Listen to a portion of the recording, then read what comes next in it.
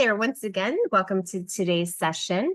Today's session is going to be introducing interdisciplinary research labs, and we're going to be discussing opportunities for interdisciplinary collaboration and increased student and faculty research engagement. In the Zoom room today, we have Dr. Laura Knight, Lynn. We have Dr. Angela Prehn.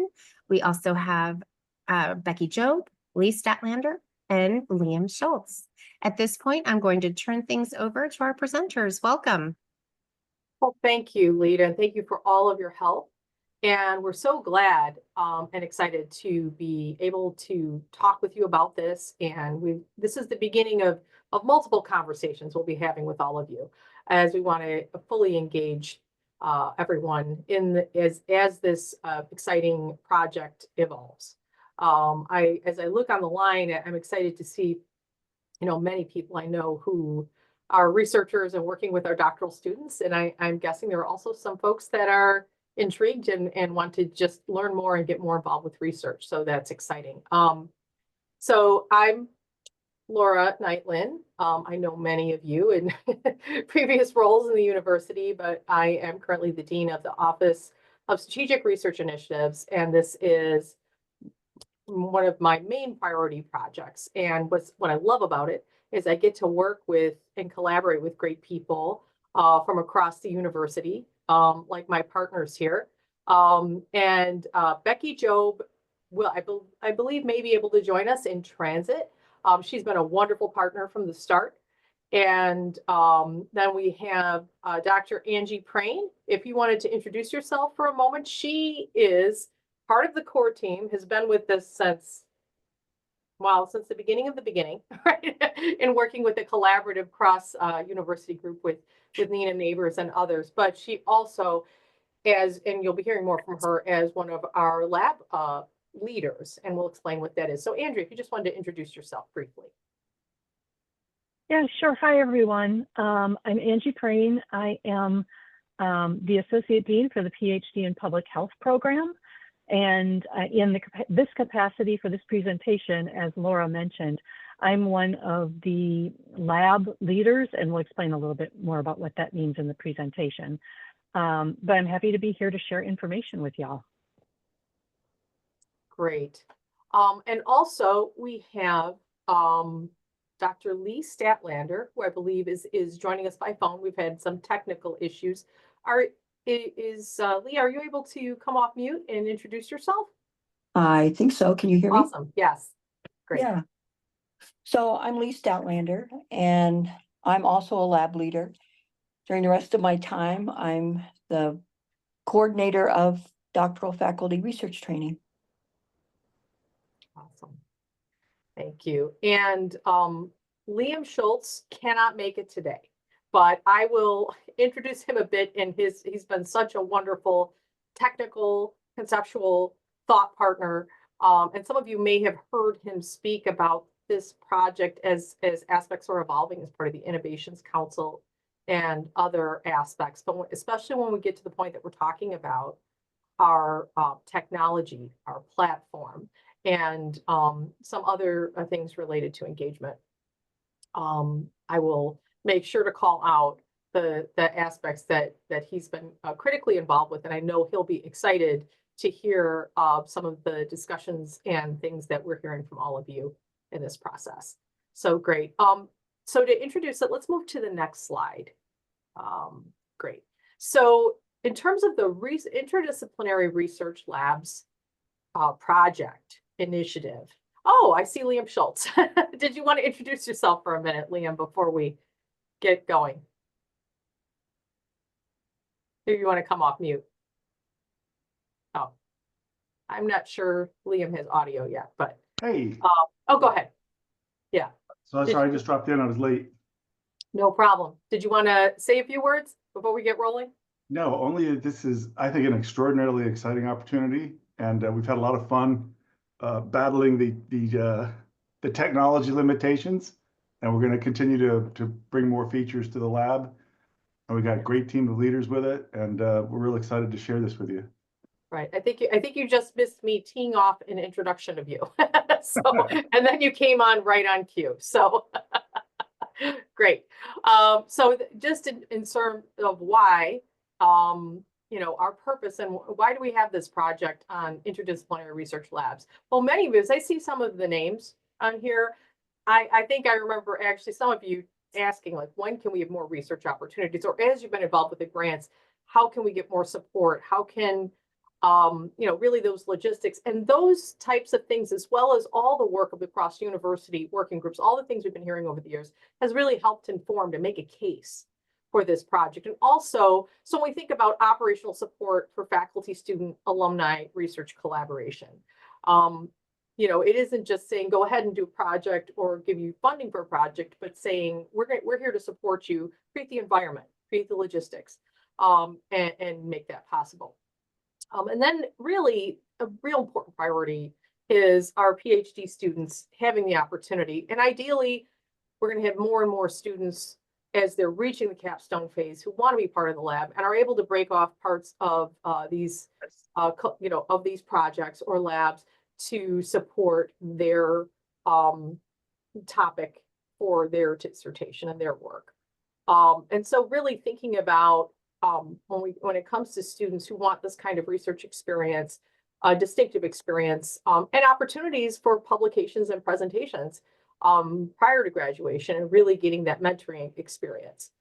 Strong support for alumni. We're not going to go into too much detail here, but I can say we are working on creating a distinctive Walden role for alumni who want to be part of this and other research experiences called the affiliate researcher. So as also, I know some of you have talked about wanting to work with alumni and raise concerns that, oh, they can't access the library and do they have the resources? This is solving for that with that distinct role. And so really looking at this experience, it's something to really support our faculty, our students, and interested alumni. There also is high interest, and I've had some really exciting meetings, and Angie, you've been part of some of these as well, with members of the Adtellum community. So this is something that will expand beyond Walden.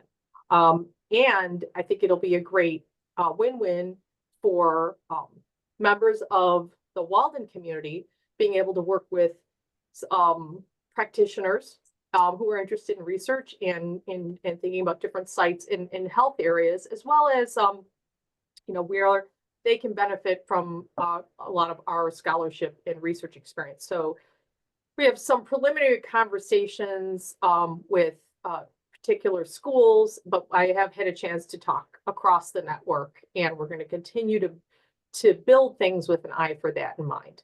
Next slide. So Angie, did you want to talk about? Go ahead. Yep, you bet. Thanks, Laura. So what is IRL for short project, right? What is the Interdisciplinary Research Lab all about? Well, a project in the lab really is a research team led by a faculty member that is comprised of maybe other faculty and students. So a team of faculty and students working on some sort of a research project that's part of an interdisciplinary lab. And when we talk about an interdisciplinary lab, we really mean the opportunity for faculty and students to be from different programs, different colleges, but yet maybe all working on the same project or similar projects within a lab space. The topics for research address core social change values, and they come from a variety of theoretical frameworks like the social determinants of health. So we're really trying to tie in this lab experience to Walden's core mission and values, and exploring research in those areas. And one of the technological pieces that Liam has been super helpful in pulling together is that the lab itself is housed now in a permanent place in Canvas. It's non-graded, but we're using it as a platform to be able to store information. And then we have a really cool new dissertation tool called discussion tool called Yellow Dig, where we all can interact. It's almost more like a social media feed. It has that sort of feel to it, with tags and things like that, so that everyone who's a part of the larger interdisciplinary research lab is connected through basically one Yellow Dig feed, so we all can understand who's doing what, and making sure that that cross collaboration opportunities can happen in that space. Next slide, please. So we thought you might want to know, well, why would students and faculty want to join an IRL project? So I'm going to start talking a little bit about the student angle, and then I'm going to turn it over to Lee to talk a little bit more about students and faculty. So why would students want to be a part of this project? Well, it's going to be an opportunity to collaborate with their peers and to learn from strong faculty researchers. So we're going to get students in, and we're going to have them work on projects together under the guidance of a project leader, a faculty researcher, who can help mentor them and run the research project, much like a principal investigator does. They also will get to work in a virtual collaborative environment for real-time learning and collaboration. And I think one thing that's really cool about that is this is happening more and more out there in real life, right? So IRL could maybe also be our research lab in real life. But we know that people are collaborating online virtually much more these days than they ever did. And so this is a great space to basically sort of teach students and faculty how to manage that type of virtual environment. It also gives the students an opportunity to practice research activities. So besides working on their capstone, if they're doctoral students, they can get additional opportunities in data collection, analysis, publication, and presentation, potentially, if they're if it's not the capstone they're working on in the lab. And we're also hoping to grow this at some point so that students from other degree levels will also be able to join in and collaborate on some of these projects and get some of those fundamental skills. And then finally, from my point anyway, they get to make a contribution to positive social change, which we also talked about a little bit before as being the overall vision for the lab. So I'm going to stop there and turn it over to Lee. Thanks, Angie. So can you go back a slide, please? There you go. It's an opportunity to learn from others cross-discipline. So in a particular lab, you may have several projects going on, and each of them from different disciplines. Could be one from, say, psychology, and one from public health, and you can share literature and perhaps have some meetings where all of that is discussed and how the different disciplines approach it. They can identify concepts and research components for their own dissertation research. So we're visualizing this as often it will be a pre-dissertation experience, and that they may be able to find a topic within that for their dissertation. And it's important, I think, that students understand that having that research experience is going to really help them after they graduate. So other universities, research-oriented employers are going to really take advantage of that knowledge that they've gained through this lab. Next slide.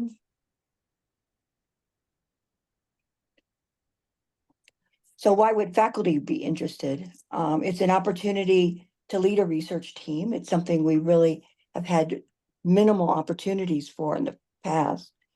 They also can be mentored, and that is part of the role of Angie and I, that we will help faculty in that setting it up, how to go about methodology-wise, how to help students through that experience.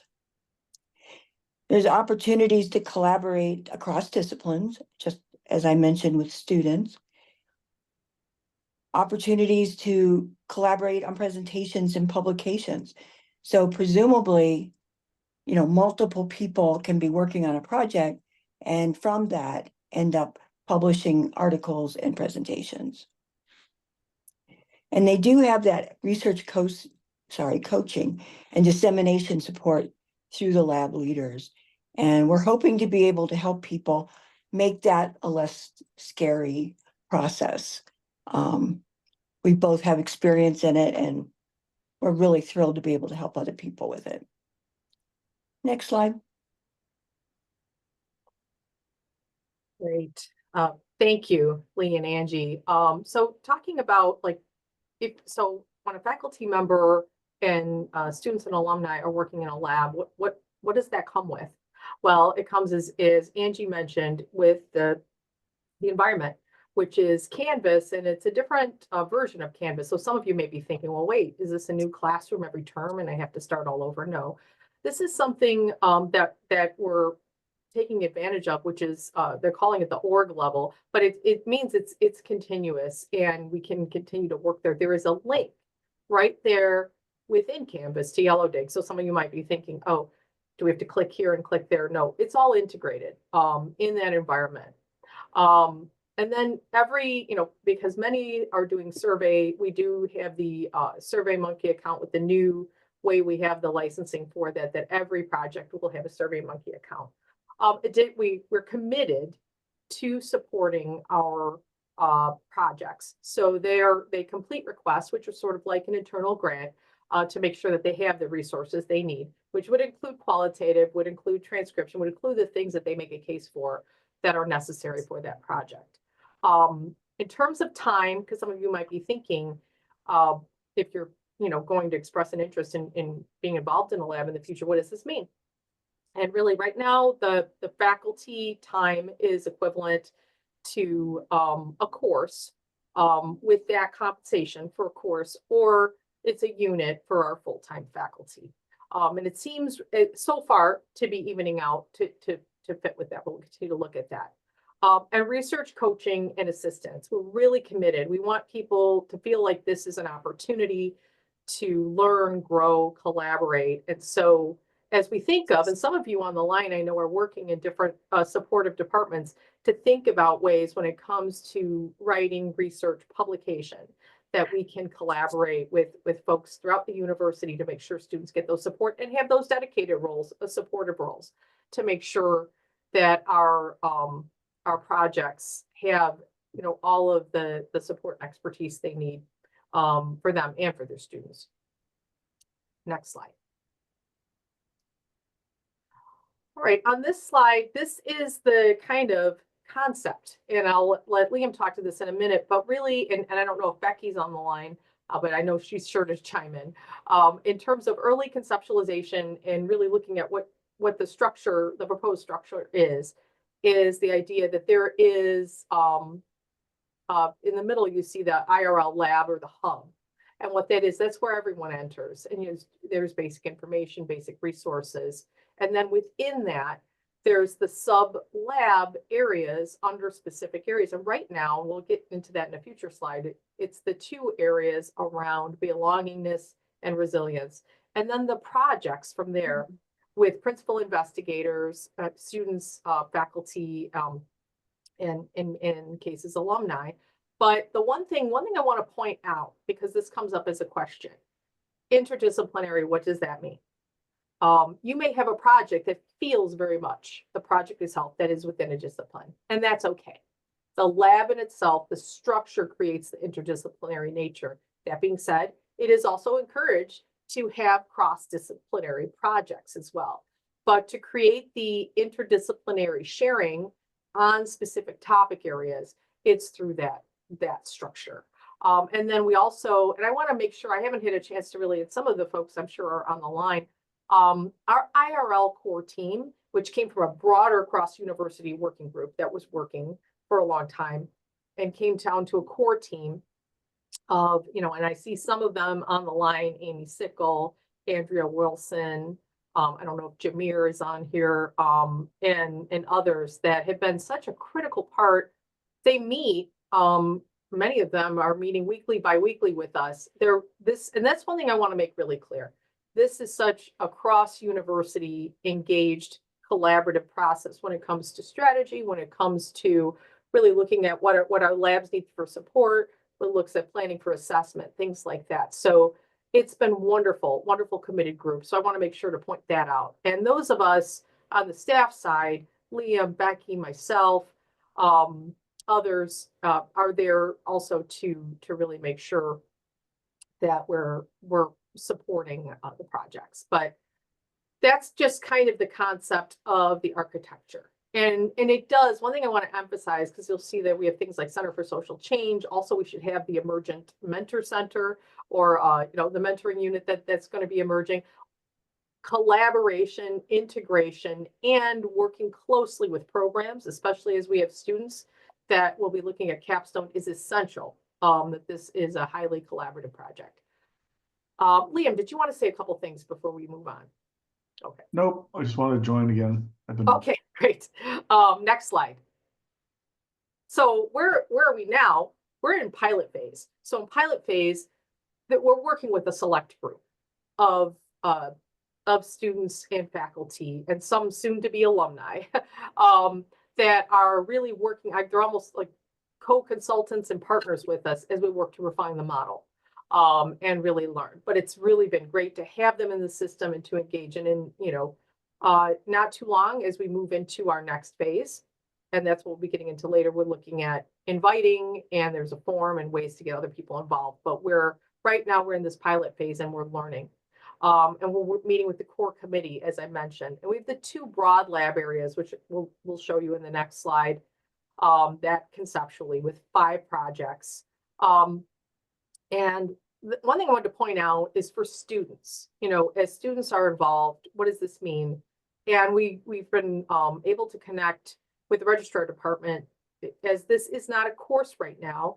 It is something where they will be able to receive academic recognition through what's something that's going to be called the comprehensive learner record. So it's really important that when students are engaged in things, that they have a recognition. And that's something, part of the operation. And the alumni, again, with recognition, that designation, and we're working out the details on that, is that they will have a role, which is an affiliate researcher. And we know it's definitely not too early, and members of the core committee and also great partners like Jackie Olson, and we've had some conversations with Sandra Weber as well on assessment planning. And we're really looking at a scorecard model, but our core committee is very engaged and excited about that. So we're going to be, as we come to you with our next update, we'll have our assessment strategy and all of that. Because one thing I just want to call out too, that this particular project, we're not just looking at progress, we're looking at values. We're looking at the vision and the mission, and making sure that we're accountable when it comes to engagement, awareness, diversity, that all of that's included in our assessment planning. Okay, next slide. So our pilot phase update, and that's, we have our 5 principal investigators right now. And so great that Lee and Angie are our lab leaders. And if you see that as our arrows go, they work so closely together. They share so many resources and experiences to help our project leaders. And our core committee is one of the most active planning committees I've ever worked on and committed. And then in that hub area, there's Becky, Liam, and myself. And Liam and I are often working with the technology aspect. What's exciting about this project is we're able to work on multiple things at once in terms of technology, future planning, assessment, and real support for our current pilot leaders. So, Lee, I didn't know if you wanted to talk a little about the belongingness area and some of the folks. I don't know if Michael Schwab's on the line, but we have talk a little bit about our project areas under belongingness. Yeah, I know our next slide goes into more detail on the individual projects, but I just wanted to mention that as the lab leaders, Angie and I, are really there to be help for the different project leaders. Again, helping them do grants, if that's what they want to do, if they want to publish, we'll help them with that. We can be readers and offer suggestions. Also, one thing that has come up already is, what do I do with these students in my lab? And we can also help with that, coming up with a plan for like a syllabus or different recommendations. Angie, did you want Yeah, to and say I something? I just wanted to add that we not only, the lab sort of hexagons that are on the screen are also representative of spaces that we hope to develop in each of these topic areas. So we're envisioning, there's some possibilities for building out these spaces are things like sharing resources between projects and within projects. We already are sharing stuff within projects, and we're hoping to build out spaces where we can share between projects. Let's say, for example, just resources on resiliency, and we could build a library of recent articles, that sort of thing. And then also, hopefully down the line, one of the other things that we think we can use these spaces for is really around dissemination. So not just helping folks disseminate to the external world, but also disseminating internally. So I see a note in the chat asking about sort of traditional research spaces, and my answer to that, at least in part, would be yeah, kind of. Like I can maybe envision a lab space be where we have a quarterly lab meeting of some sort where people present their research, and we do kind of sort of like doctoral student seminars or something like that, or just research seminars where faculty can present, but sort of making these lab spaces more interactive in multiple ways. So I think there's lots of potential here for how we can use this interconnectedness to our advantage. Great.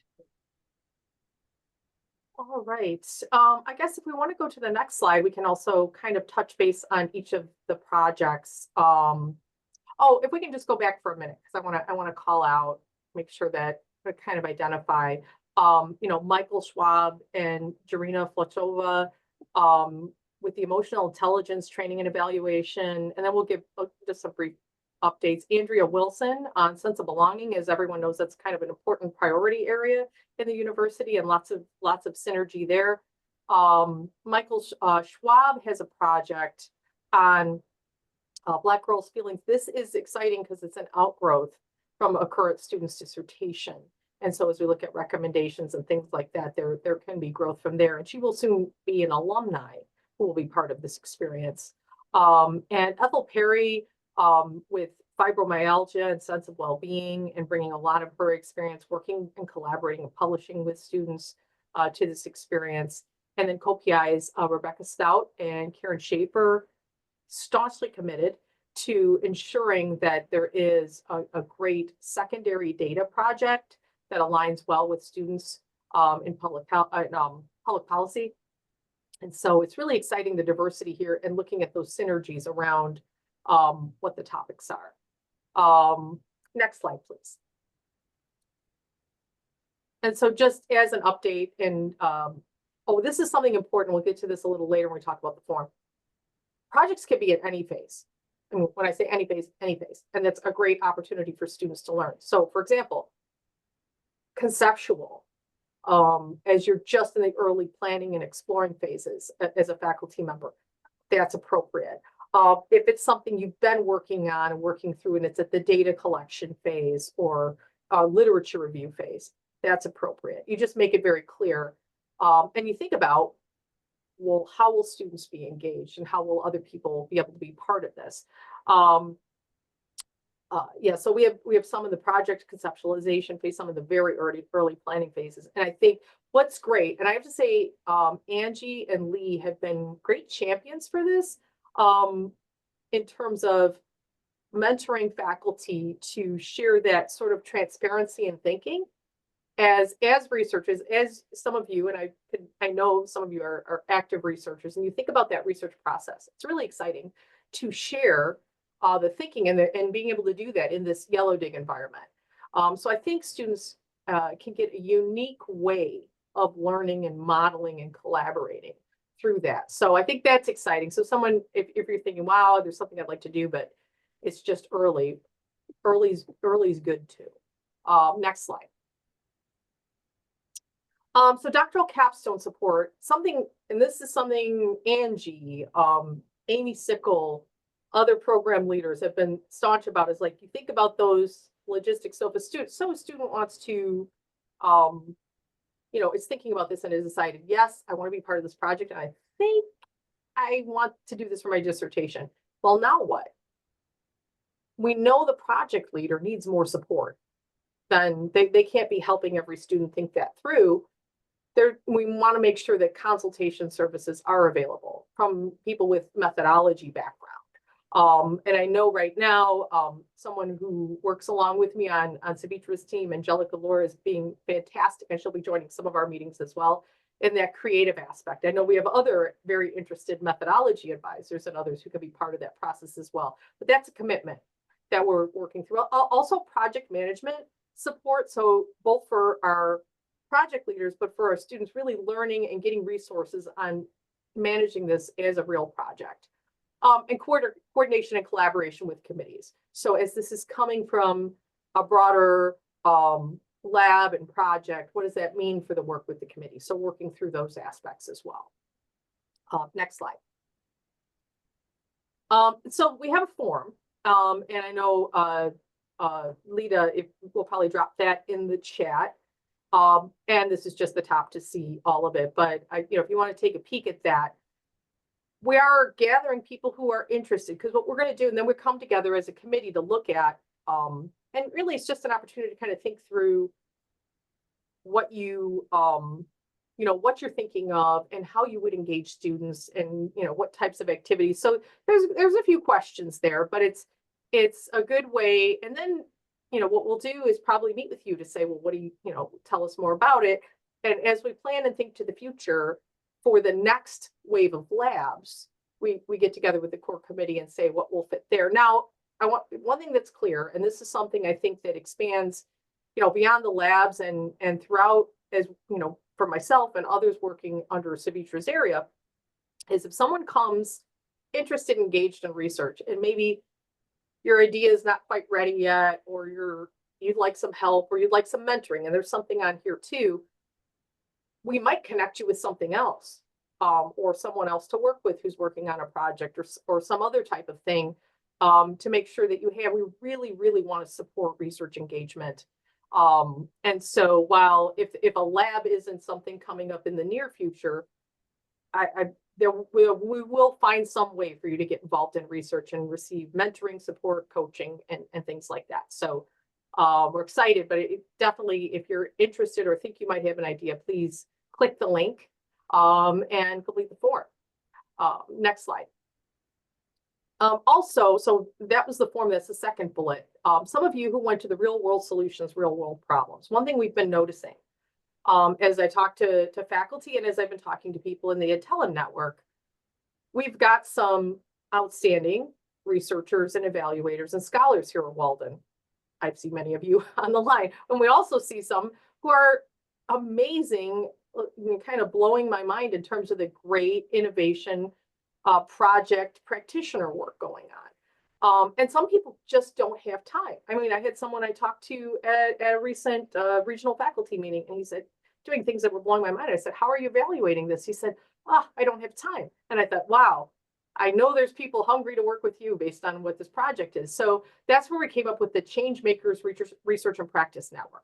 So whether you don't have much research experience, want much research experience, you've done some, you're doing practitioner work, or you are really interested, you have a research and evaluation background, it is a matchmaking opportunity. It might turn into an IRL. It might turn into something else, but it'll definitely turn into a conversation where myself or someone else will be getting together with you and talking through your ideas. Because I really believe this is a force we have here, not only at Walden, but within the Adtalem network.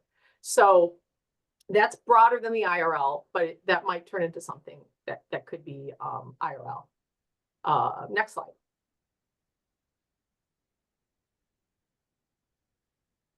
Oh, help us pick a logo. So one thing we think is important for this project, and we're going to have a site. So those link, definitely the IRL link is going to be on a website where we will have information that we keep updating on the progress of this project and opportunities for new labs and new projects. But we're going to have logo, we're going to have branding, we're going to have materials. And also, as you think about things like what goes on a poster, we want this to be something that really is something solid and tangible for our students and faculty and alumni as an experience that they can acknowledge as part of a center or a place. So that's where I think it is important that we have that kind of branding.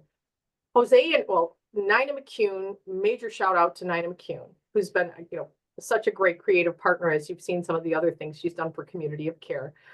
So she's been arm in arm with me as we work with Jose Enriquez, who's been wonderful. And he, based on all our thinking and conversations and work that I've done with Becky, and we've been came up with these options for us. And we want to see, what you all think. So my plan is in a couple of months, when I come back with all of you with some updates, that we'll have our logo, and that your voice was definitely part of that. So if you would like to vote on that, we would love that. Thank you. We have about 72% who have voted, so we'll give you another moment or two, and we will capture the results. Awesome. Great, thank you. Next slide. Oh, appendix, next slide. I want to show you a couple screens that are in our appendix. Okay, here. So this is, as we look at the Canvas area, you'll see Ethel Perry and some of her introductory information, where we have some of our work modules where people have assignments for different things going on within the labs. We also have a lab file structure where things are saved as a library. And then, just great information that stays static and gets updated from there. And this is, showing a couple of our projects there. Next slide. So this is a peek at some of the exciting aspects of the Yellow Dig environment, where, we have resource sharing, students, lab leaders, project leaders introducing each other. But if you notice the tags at the top, when someone makes a post, they can tag it to their particular lab and their particular project, so that they can easily find things related to their areas, but people can also look across, and that's part of the disciplinary nature. Also, I'm someone who's having fun with the hashtagging as we look at resources and things like that. So we'll have, as we have hashtags for resources and things like that, we're working on that. What I really love, though, is the opportunity to recognize and acknowledge someone as a community builder or a great idea or something I've never thought of before symbol. There's symbols for things that I think really kind of helps keep things going. And one thing too that we'll be able to show you more of in the future, what's nice for us as those of us that are project leaders and lab leaders and administrative staff supporting this, is we can see the engagement. You can look at the web of people interacting with each other, which is really exciting. So the culture that we're really trying to support here is being able to, while there's monitoring and project management, it's supportive. So it is, we use this technology for good. It's not, we're not sheriffing or anything like that, but it's like, how can we engage more? How can we support you more? What do you need? And Laura, if I could add yes, too, a couple of features that are nice is you can set notifications so that when anybody comes in and pops into the lab versus Yellow Dig and says something, that you'd be notified about that in your regular email. It has live chat and instant messaging available as well. And you can use video. You can make short little video pop-ins to say hello and the like. So it's a very robust community building kind of thing. I see Michelle Brown likes it. It would be fantastic to support doctoral students, which is, I'm hoping in a few months when we start looking at next year's budget, we can propose a pilot for that. Great. All right. Okay, I guess anything else from co-presenters or anyone? I don't know if Becky was able to get on or not, or anyone else, but other than that, we can start taking questions and maybe look at some of the questions in the chat. Angie, Lee, Liam, is there anything else they want to make sure to share with folks? Or we just open it up for questions. just to say again, it's a pilot. And there's questions people have asked that we don't have the answers for yet. How we recruit, how we'll scale this. Those are all important issues. As Laura said, though, right now we're trying to build topic areas that fit tightly as to what Walden wants done, right? What they want to focus on and engage that would support our overall, strategy. So. Right. And I would say, one thing that is part of this is we look at particular areas, and I know Savitra is sort of a champion of this, is we have some of the things from our real world solutions, real world problems, which align with some Walden research priorities and some other areas as well. As we look at, we'll probably have distinctive calls for folks, whether it's in healthcare disparities and other particular topics. That can be part of. So some of the lab areas will be emergent from interested faculty or things we're seeing in scholar works or things like that. And others will be, based on a call, but we want to be very inclusive. And that's why we want to have this forum. We want to hear from you. I mean, today, if you say, hey, I have this idea, please send it. We're thinking and planning for the future in real time, but there will be more of that regular, distinctive, a starting of new groups, new projects, new labs.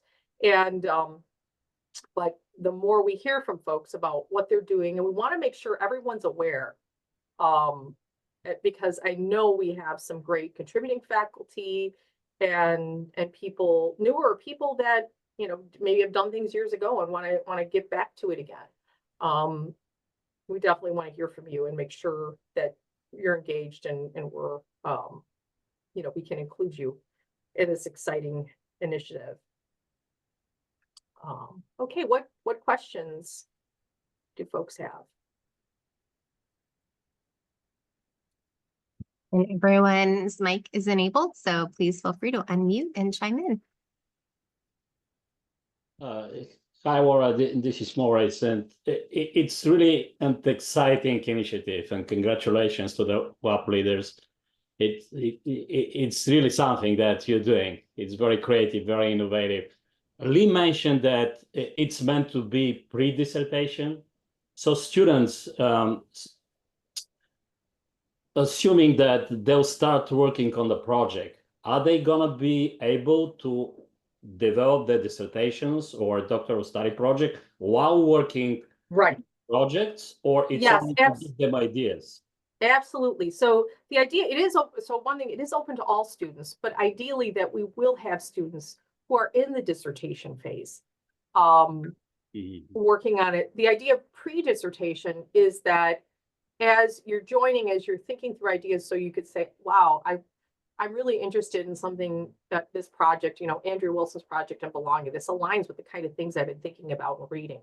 Let me join this lab. And then as you're there, something might emerge that is more specific to what you want to do. And that could be a part of your dissertation experience. And Morris, you bring up a good point in the sense that we are and have recently talked about students that could come in and not be active participants per se, contributors, but could be coming in to observe, to have conversations, to learn without being formally part of a research team just yet. So we could see people sort of learning to think about ideas. So there's a number of different roles we're anticipating for students.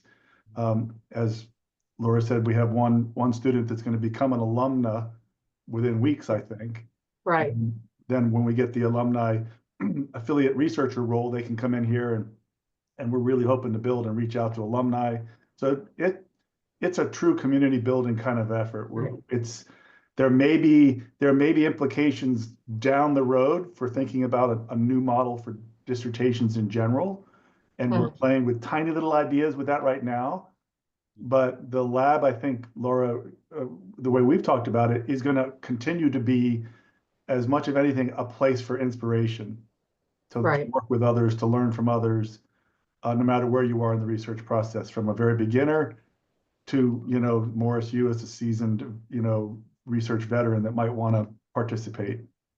Right. And, realistically, there, when we think particularly of our PhD programs, there ideally would be many students in dissertation who are able to connect as part of a lab experience and get that support.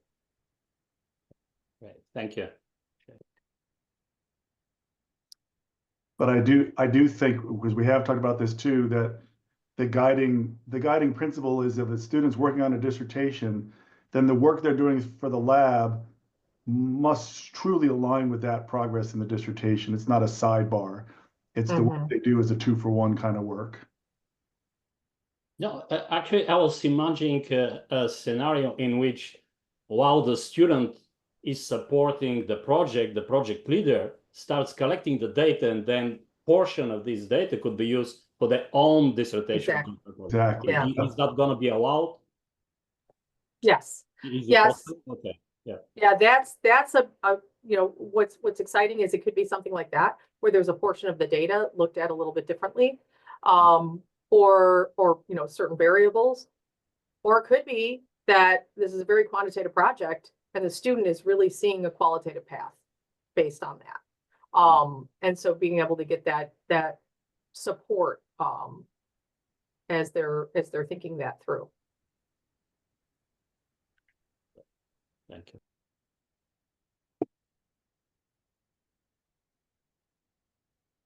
What other questions? Dorothy has a question. I have a question. This is Okay. yeah, I'm in public policy. I'm contributing faculty. And I worked with Will quite a bit. He's the one here that knows me probably best for our SDG work. My question is regarding if we bring in external collaborators, do we have parameters around that, whether they're younger people or older people and older seasoned researchers that might be very useful in these collaborations? Do we have parameters both in terms of what they can expect, what they get out of it, what kind of protections there are for their intellectual property, and so forth, that I think would be incredibly important to get the right kind of people to the table? Right. Now, Lynn, I want to make sure I understand. When you say external, are you talking about like partners from other universities and things like that? Possibly, or in my field, they may be governmental entities, partners that are, but they're very concerned about their own intellectual property, where it goes, how it's protected, how it's represented. And in today's AI environment, which is a whole nother conversation with publishers, because I'm right now in a lengthy conversation with Taylor and Francis and Routledge, both about pirating our work to train their AI. And we have a lot of folks that are concerned about the levels of what something like this would do, and yet would very much like to be mentors to students and to emerging people in the field. And this is something that I do in my own institute outside, and that's been around over 25 years now. So I'm very interested in what this would look like to our partners. So Laura, if I could jump in for a second. So one of the things, again, we've discussed relatively recently, Laura has shared a bunch of information for our University Benefits Corp reapplication, which is underway. Assuming we get that and we're B Corp again, this IRL will be a feature part of the B Corp. Okay. Walden's B Corp contributions. That is to say, unless there's budget, right, to somebody wants to be let me state this positively.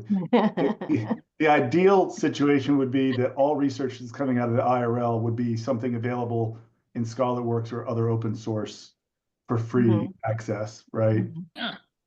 If there are some researchers that is to say that Walden or Adtalem would not own any of the intellectual property, right? It would be in the open source domain.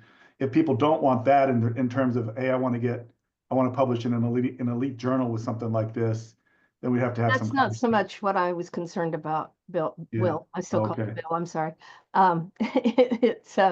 It's really more that the actual. It's not about their publishing. It's more about their ownership of the ideas in terms of integrity. Okay. And that, I think, is what I'm talking about. Would we have MOUs with these people? What would we do with them? And that's a great question. New ideas. Right, and that's Lynn, I'm so glad you're raising that, because that's kind of the next phase of thinking, because we know we're like broadly under Savitra's area, and then there is this more of attractiveness of external partners and collaborators. So right now we're looking at we're making sure we Sure. can have alumni, making sure we can engage the Atellum network, those are interested, but those partnerships are something I think that we want to make sure we plan for appropriately. And so in terms of, what is the role that gets into sort of that, HR legal piece, so that we're learning some of that along the way right now. But when it comes to property, intellectual property, and we have things right now as we look at our faculty and what they publish and they do, but I think that all would need to be clearly ironed out and figured out. Oh, it because would. Yep. Yeah. And we We do don't- have, But we do have we want to precedent. keep that open because we want those collaborations. Yeah, Yep. and we do have precedent because we have a MOU in place with the Institute for Polarities of Democracy with I Bill. know. Cheney. I know Bill real well. Yeah, that came through the Center for Social Change. Yeah.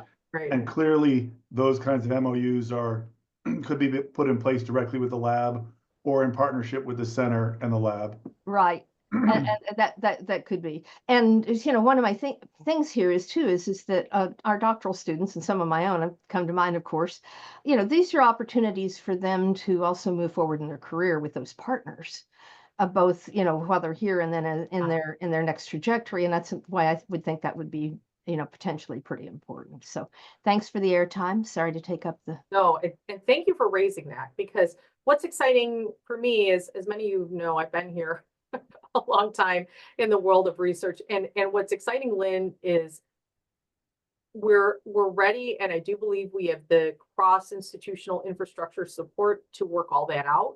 Okay. And to really do it. So it's nice. Well, I'd love to talk to you more about it over time. Yes, Okay. that would be awesome. Yeah, it's exciting. I've been interested in interdisciplinarity and in doing this sort of thing, as Will knows, since before I ever was here at Walden, which is, about 7 years now. So, okay. Absolutely. Yes, let's talk more. And thank you so much for raising this, because this Thank will you. be an important aspect.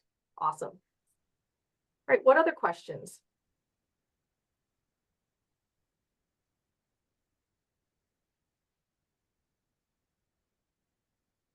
Right. Well, I know that, like, I would say, please, and I see some people on our list now who are people I've chatted with and who've already completed the form. But I encourage you, if you're interested, or at least would like to have a conversation or think about potentially doing a project in the future. And like I said, it doesn't have to fit under our current labs. It can, labs will emerge based on the types of things we're seeing. We're already seeing some things kind of come together. But yeah, I would definitely love to hear from you. And also, like I said, if you're interested just generally in just getting more involved in research and wanting to share your skills and potentially collaborate with a practitioner, or you're a practitioner that wants to collaborate with a researcher, you may want to look at that form as well. And we definitely want to support you. But anything else for today? We're really excited to share this opportunity, and you will be hearing from us on the regular, because we want your input, we want your feedback, we want your engagement, and the updates are coming quick, fast, and furiously as we're working hard to get this off the ground and continue to move things to the next phase.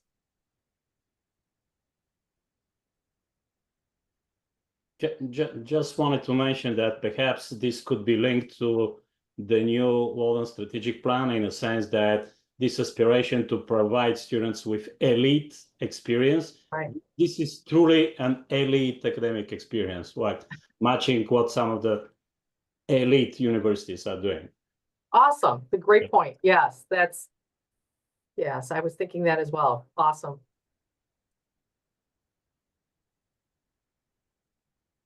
Well, thank you, Laura, Lynn, and team. I appreciate you carving out time to share this with us today. And thank you to our participants. We have your votes down on the logo that you prefer. So I know that will be coming out shortly with an announcement.